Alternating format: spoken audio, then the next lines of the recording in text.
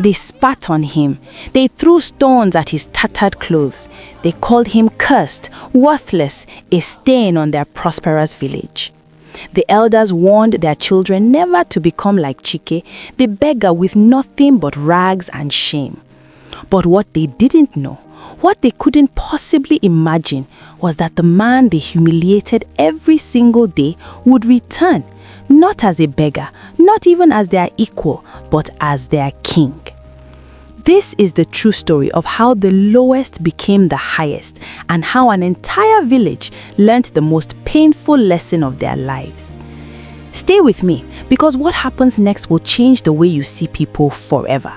But before I start, please make sure to subscribe, like, and comment. This will keep me encouraged. Also comment below, let me know which part of the world my amazing friends are watching from. Enjoy. Chike wasn't always a beggar. In the village of Umodioka, a thriving community in southeastern Nigeria known for its yam festivals and wealthy traders, Chike once had a name that meant something. His father had been a palm wine tapper, not rich but respectable. They had a small compound, enough food and dignity. But when Chike was only 14 years old, everything collapsed. His father died from a snake bite during the rainy season. His mother, grief-stricken and weak, followed 6 months later. Chike had no brothers, no sisters, and the extended family that should have taken him in, they turned their backs. In Igbo culture, family is supposed to be everything. But Chike's uncles claimed his father had borrowed money he never repaid. They said taking in Chike would be a burden. They said he carried bad luck. So at 14, Chike became invisible. He slept under the iroko tree in the village square. He ate scraps from the back of the local buka, the food store run by Mama Ngozi, who sometimes, only sometimes, showed him mercy. Most days, Chike begged. He would sit by the dirt road that led to the main market, his hand outstretched, his eyes downcast, while villagers walked past him like he was garbage. But it wasn't just the poverty that destroyed him, it was the humiliation. The young men of the village, especially Obi and Emeka, sons of the village chief, made Chike their personal entertainment. They would pour sand on his head while he slept. They would kick over the rusty can he used to collect coins. Once, during the New Yam festival, when the whole village gathered in their finest wrappers and George fabrics, they dragged Chike into the center of the celebration and made him dance for scraps of meat, laughing as he stumbled in his torn shorts. The elders did nothing. The chief, Igwe Namdi, would wave his horsehair whisk dismissively and say, "Let the boy learn to fend for himself. Life is not kind to the lazy." But Chike wasn't lazy, he was broken. And yet, in the darkest moments, sitting alone under that iroko tree with hunger gnawing at his stomach and shame crushing his chest, something inside Chike refused to die. It was a voice, quiet but persistent, that whispered, "This is not the end of your story." He began to watch. He watched how the wealthy traders conducted business. He watched how the chief spoke to command respect. He watched how the educated ones, those who had gone to Port Harcourt and Lagos, carried themselves differently. And in his mind, Chike made a promise to himself. One day, he would leave this village. One day, he would become someone they could never ignore. That day came on a humid morning when Chike was 19 years old. A wealthy merchant from Onitsha stopped his Peugeot station wagon near the market square. The man, dressed in a white kaftan with gold embroidery, stepped out and asked for directions. Chike, desperate and bold, approached him and offered to guide him personally to the address he sought. The merchant looked at Chike's rags with disgust, but something in the boy's eyes, a strange clarity, made him agree. Chike led him through shortcuts only locals knew. He spoke respectfully but confidently, and when they arrived, the merchant, impressed by Chike's intelligence and knowledge of the area, asked him a question that would change everything. "Boy, why do you live like this? You have a sharp mind. Why do you waste it here?" Chike looked the merchant in the eye and said, "Because no one has given me a chance to prove I am more than what they see." The merchant studied him for a long moment.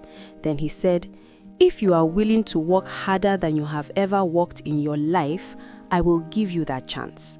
Come with me to Onitsha. I need someone I can trust. But if you fail me, you will return here with nothing." Chike didn't hesitate. He had nothing to lose. That very day, without saying goodbye to anyone, because no one cared, Chike left Umudioka in the back of that Peugeot station wagon, his heart pounding with fear and hope. The village didn't even notice he was gone. Onitsha was chaos. The market, one of the largest in West Africa, roared with life. Thousands of traders, buses belching black smoke, the smell of fried akara and stockfish, the sound of Igbo and pidgin English shouted over the noise of generators. For a boy who had lived on scraps, it was overwhelming. But Chike didn't come to be overwhelmed. He came to survive. The merchant, Chief Okoronko, was a major importer of electronics and textiles. He was strict, shrewd, and he didn't tolerate excuses. Chike started at the very bottom, carrying boxes in the warehouse, sleeping on a mat in the storage room, eating once a day. The other workers mocked him. They called him bush boy and villager. But Chike had been mocked before. This time, he didn't flinch. He walked, he watched, he learned. Within 6 months, Chike understood the business better than workers who had been there for years. He memorized inventory. He noticed patterns in customer orders. He began making suggestions to Chief Okoronko, small things at first, like better ways to arrange goods or which suppliers were overcharging. And Chief Okoronko, a man who respected intelligence over background, began to listen. After 2 years in Onitsha, Chike was promoted to sales. He had a gift. He could read people. He knew when to push and when to pull back.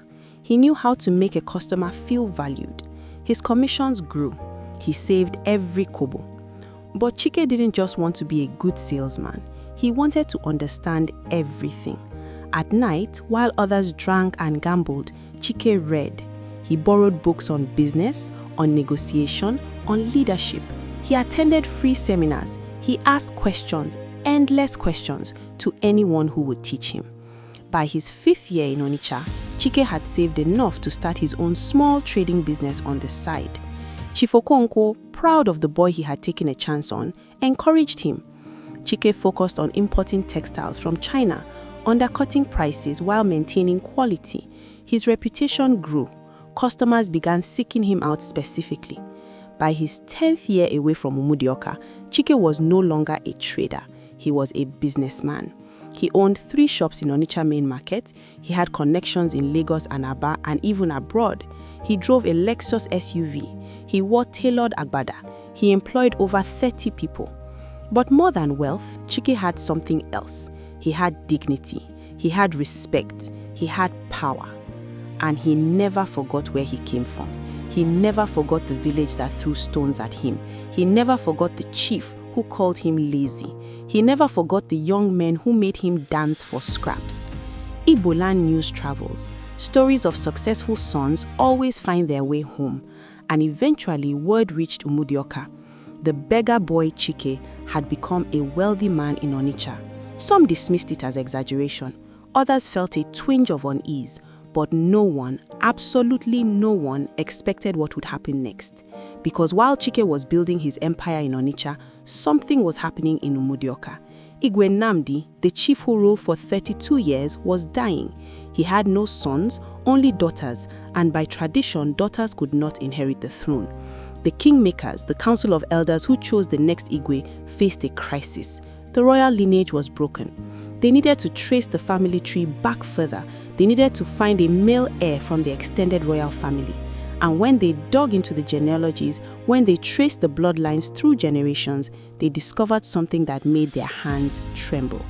Chike's father, the palm wine tapper who died in poverty, was a direct descendant of the royal line. His family had fallen from prominence generations ago, but the blood was there. Which meant Chike, the beggar they had humiliated, was not just eligible to be king, he was the rightful heir. When the delegation of elders arrived in Onitsha, Chike almost didn't believe them. They stood in his office. These men who once ignored his suffering, now dressed in their traditional wrappers and coral beads, holding kola nuts and palm wine, speaking in the most respectful Igbo dialect. They told him of his lineage. They told him of the throne. They told him that Umudioka needed him to return as their Igwe. Chike sat in silence for a long time. He could have said no. He could have laughed in their faces. He could have sent them away and never looked back. But Chike was not driven by revenge, not in the way they feared. He was driven by something deeper: justice. He agreed to return, but he had conditions. He would accept the throne, but he would rule by his own principles, and the village would have to accept the changes he would bring. The day Chike returned to Mudioka, the entire village gathered. He arrived not in a rented bus, not walking in rags, but in a convoy of 3 luxury SUVs. He wore a pristine white agbada with gold embroidery, a red cap, and a walking staff carved from the finest wood. Behind him came his entourage, lawyers, business associates, and security. The village square, the same place where they had mocked him, was now filled with silent, stunned faces. Obi and Emeka, the chief's sons who had tormented him, stood frozen. Mama Ngozi, who had occasionally given him scraps, wept openly. The elders who had ignored his suffering now bowed low. And the compound where his father's brothers had turned him away, it stood empty and neglected because those uncles had long since lost their wealth to bad decisions and greed. The coronation ceremony was held according to tradition. Chike was anointed with palm oil. He was crowned with the royal beads. He was given the offer, the staff of authority. And when he stood before his people as Igwe Chike I, the youngest king in the history of Umudioka, he spoke. His voice was calm, but it carried weight. "I stand before you not because I am better than anyone else," he began. "I stand here because I refuse to let the worst moment of my life define me. Many of you know who I was. You know how I suffered in this village. You know how I was treated. Some of you participated in that treatment. Some of you watched and did nothing.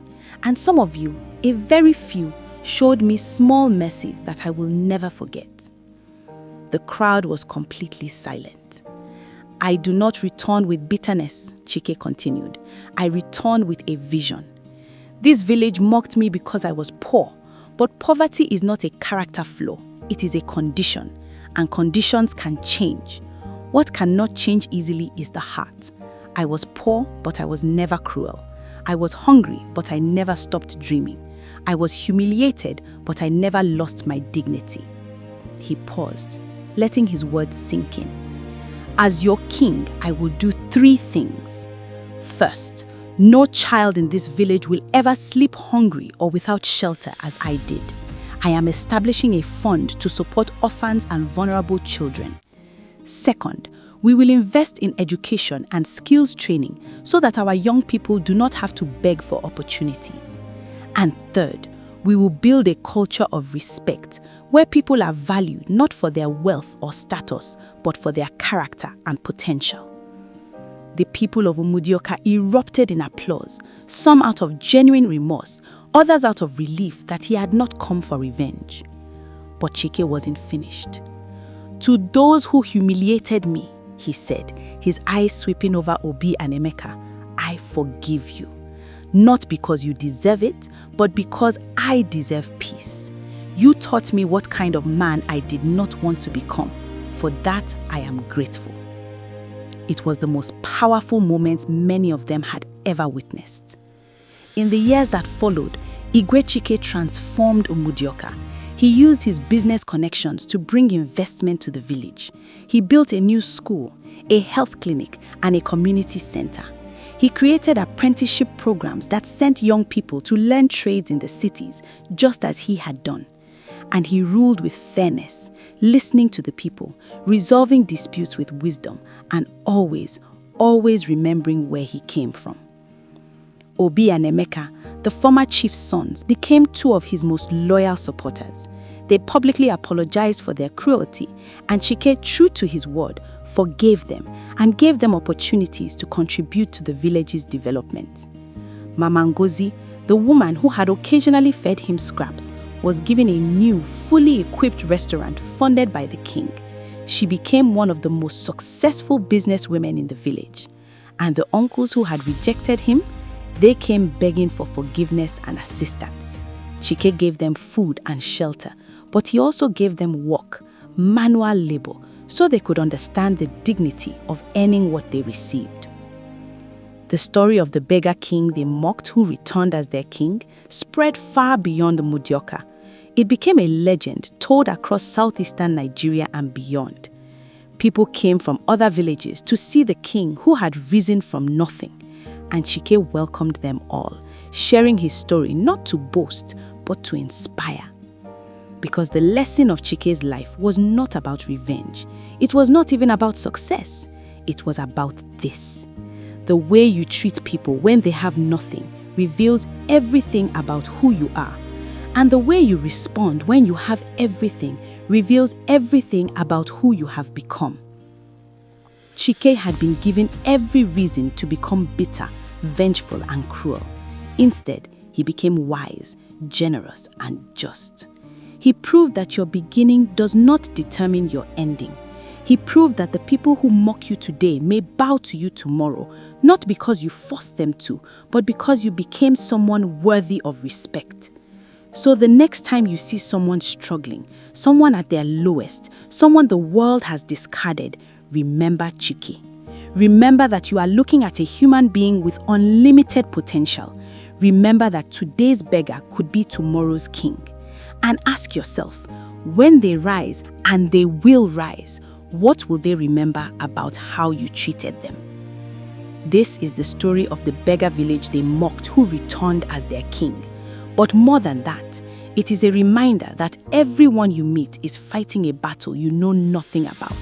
Choose kindness, choose respect, choose to see people not for what they are, but for what they can become. Because in the end, we are all just one chance, one choice, one moment away from a completely different life.